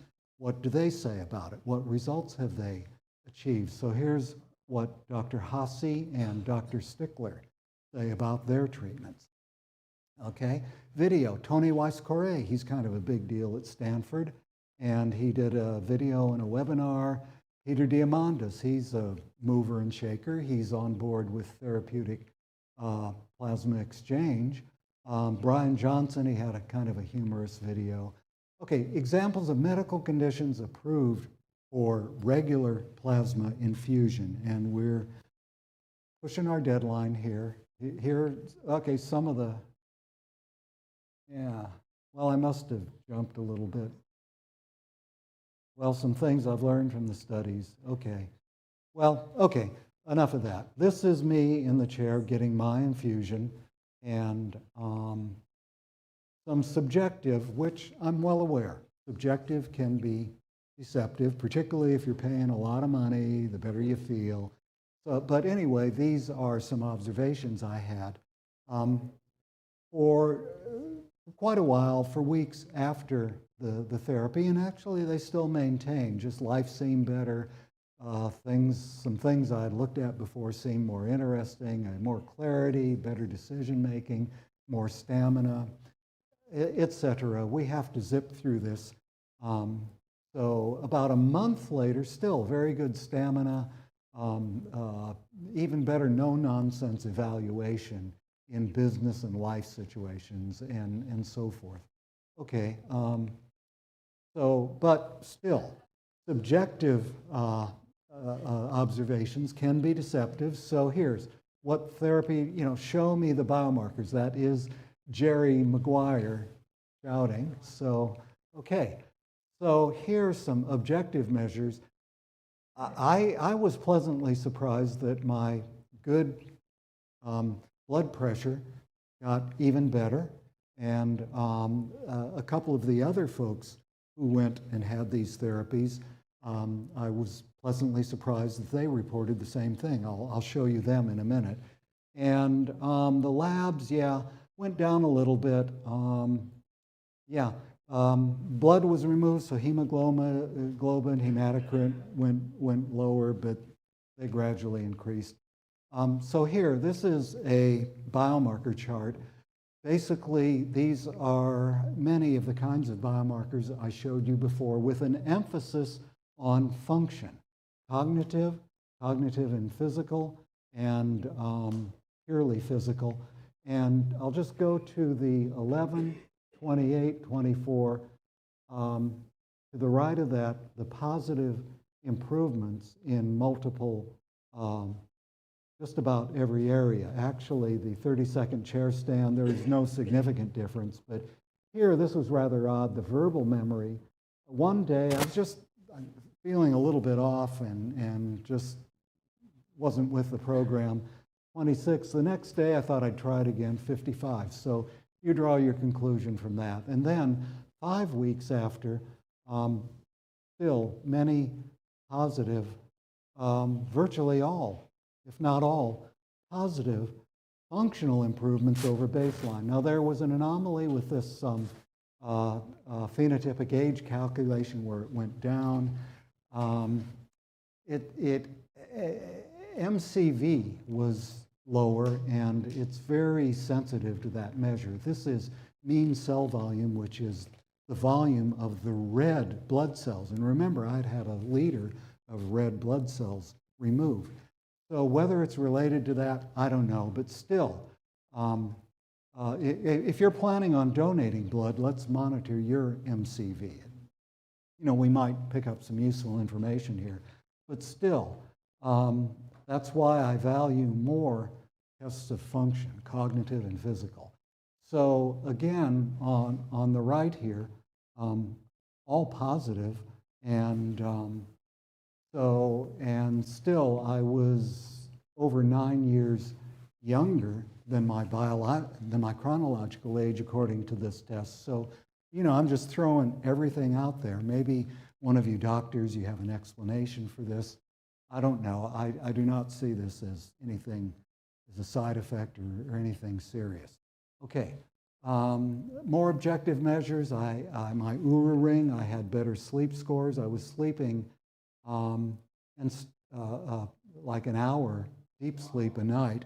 And today, still, it's like 45, it's been a little over 3 months, 45 to 55 minutes most nights, unless my mind is buzzing and I'm preparing for a presentation like this, where I wake up in the middle of the night reciting what I'm going to talk about. It's anyway, but yeah, high blood oxygen.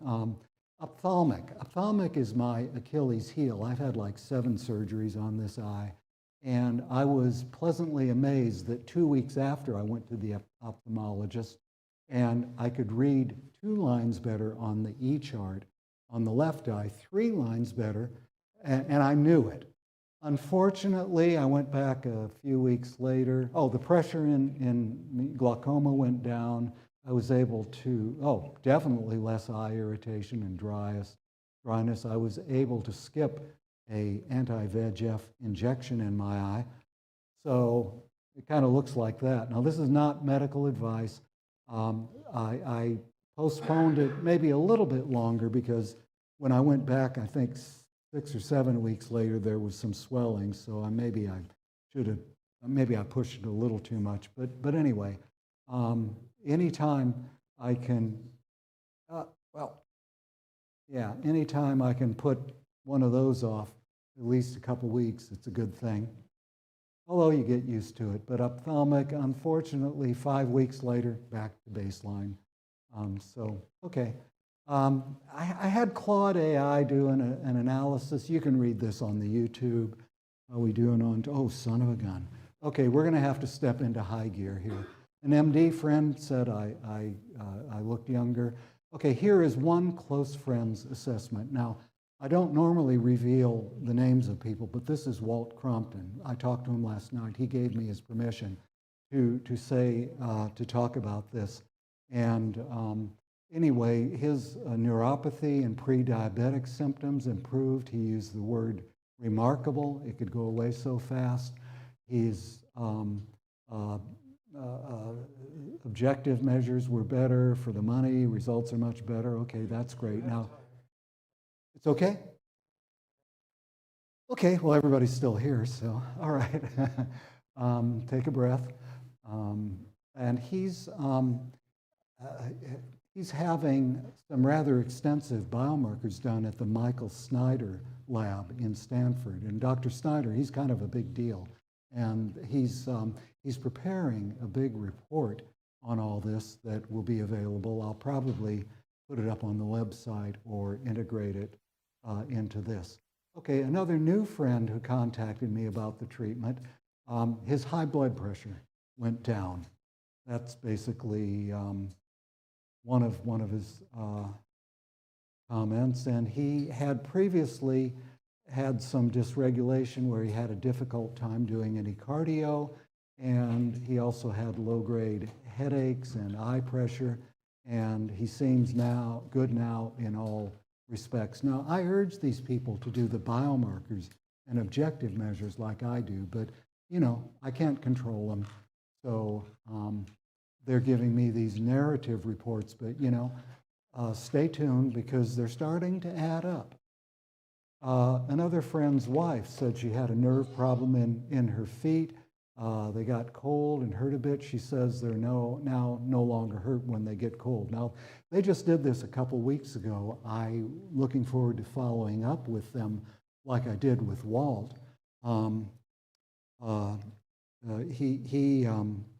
He had his therapy a little over 3 months ago. And actually, I finally tracked him down yesterday, and we didn't have time to put it into the presentation. He used the word remarkable, well, it's all good. That's the long and the short of it. But back to number 4, friend's wife. Okay, number 5, he did a high-end one at a concierge service, and they gave him a lot of extra service. He was extremely pleased with it, but after traveling like a couple days, after he had the therapy, he didn't have anything remarkable to report. But then later, he reminded me that he had had a recent hip surgery and that now he had a lower pulse rate, especially when sleeping. Blood sugar shows 10 points lower. His leg, specifically his calf, had been swollen, and that had reduced. So yeah, I know these are the subjects, the patient's subjective narration, but you know, they're starting to add up to something.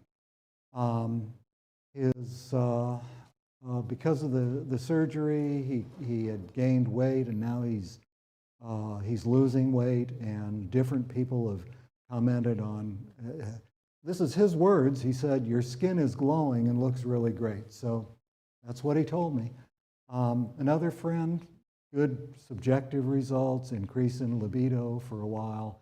The true diagnostic test went in the wrong direction, and there's some questions where for this therapy, the validity of that, it deserves more evaluation, more testing to get to the root of it. True diagnostic, I'm told they changed their algorithm, and that may have something to do with it. I don't know. But I'm just full disclosure, good, bad, whatever. Okay, another female, 60, one year after she reported still having positive benefits. She was the one, the others reported no side effects to me. She said she had a known histone sensitivity, and she had a histone-rich, long, slow-cooked meat. They have a lot of barbecue. Q, they call it in Texas. And so after that, after all together, she said she had a headache and, you know, unable to determine how much was due to the meal or the plasma. So I know this is just a narrative by the subjects. I'm just, here to relay it to you. Okay, one of the above asked me not to be identified, a rather great increase in libido, okay? Va-va-voom. So typical effects trajectory, we're pushing the time limit. Okay, one therapy like a piccolo player. Okay, I'd love to play the whole concerto for you, but we gotta zip through this. We're almost up to the finish line, but combinations of therapies that we have available now can be a string quartet. Yeah, that's even better. Now, look, if you've had a lot of self-experimentation, you've probably done this yourself, where sometimes the wrong combinations can be like a loud, obnoxious rock band, okay, where you get like the anabolic and the catabolic working against each other. So don't do that. But so young plasma is like, attention music lovers, young plasma is like hundreds of symphonies and choruses in harmony. Okay, sorry to cut you short. Okay. We're about to finish up here. Aging is 100% fatal, okay? You can't take it with you, okay? Here's a rich guy with a bunch of money. Here's the Grim Reaper pointing. Leave it right there, buddy. That's how it sounds. This guy tried. How's that working out for him? Okay? 2049, mark your calendar. You are invited to my big 100th birthday party. It's going to be a hoot, and that, my friends, is where the long-term planning will begin. Okay? Okay, Neil, where are you? Okay, we got a big old field out here. Let's build this thing. All right? Okay.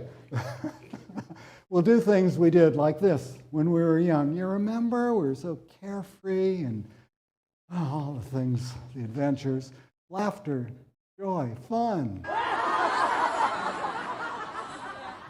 And then well, hey, dial back on the Yamanaka factors, guy. You went too far. Okay, and then we will again have that long, beautiful, seemingly endless road ahead. You like movies? I hope so. I'm Cecil B. DeJohnny here. This is a little, after a long day of all this researching, writing, planning, plotting, I play with AI movies, so this is the last thing here. You ain't gonna get me.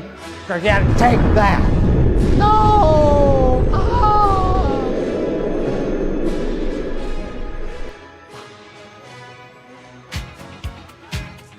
You can dance, you can sing. Celebrate good time. Come on. Can I just hear the next one? A big goal, come on. Good time, come on. Okay, that's how you can reach me. Questions? First question from the Zoom. Can we do the plasma exchange now? Yes. Okay, It short and is. simple. Contact doing me, it. I'll hook you up. Yes. Okay, Johnny's going to hook you up, Zoom. Question now, is young plasma infusion more effective than plasmapheresis with albumin, or maybe plasmapheresis with albumin to cleanse, followed by young plasma infusion? Any thoughts on that? Okay, there's confusion in nomenclature here, but the first one, as I understand, and I'm going to put it in what I believe is simpler terms. The first one was old plasma, asking if old plasma out, saline and albumin in, is more effective than some whole blood removal to make room for the young plasma. Is that the question? I believe so. According to my personal experience and that of others, that the remove whole blood and infuse young plasma would be even better than the TPE, old out, saline and albumin in. Now the second half of it, question was old plasma out, young plasma in. Is that more effective than whole blood out, young plasma in? The answer to that is yes. Theoretically, it should be. I mean, you're removing more of the old components that are now dysfunctional and not working. So, you know, actually in the IRB, it was a comparison study, the one that I had approved, to compare all three. And looking forward to getting that going sometime. But so there's that. All right, one question from Bob from the audience, and then we're going to wrap up the questions. Obviously, Bill and Johnny are here to be able to answer any questions afterwards. Bob? Yes, how often do you do the procedure? Well, I had my first one a little over 3 months ago, and on Monday... What interval? Pardon me? What interval? Oh, do you mean me personally, yes. Have I, or... Once a month, once a year, every 6 months? Well, it's kind of pricey, so that's a determining factor. If it were up to me, I'd have a liter a week for the maximum benefits, but... so how often do you do it, is what I'm saying, I guess? Well, my first one was a little over 3 months ago, and on Monday I'm on a plane going back to get more. Okay, Johnny Adams, thank you. Good job. Thank you. Oh, well done. Thank you. All right, so as we mentioned, next month we have Chip Walter coming, and Dr. Peter Dreyer is going to be doing an on-stage chat, fireside chat, like we did with Ray Kurzweil with Chip Walter. He'll be here for a book signing as well, and we're certainly looking forward to that. Now, just before COVID, just as COVID was hitting, Chip Walter was scheduled to come and talk about his new book, Immortality Incorporated. And then we went into Zoom. We did have a couple of interactions with Chip since then at RadFest and other things, but now he's coming again in person for the first time to the church. You're going to want to be here next month to hear about that. I want to thank you for your wonderful donations. Dr. Peter Dreyer starting the sponsorship program. Thank you very much for that. Online, we've had some very generous donations this evening. Thank you in Zoom land and on YouTube live stream. We appreciate that. One quick note on cryonics, biostasis. Biostasis, a subcomponent of that would be cryonics. We have a table out here. We have many books and information on that. If you have any interest in learning more, be sure to talk with me or one of our cryonics friends here. Thanks for coming, and we have a delicious dinner by the healing chef, Chef Alina, in honor of our speakers tonight.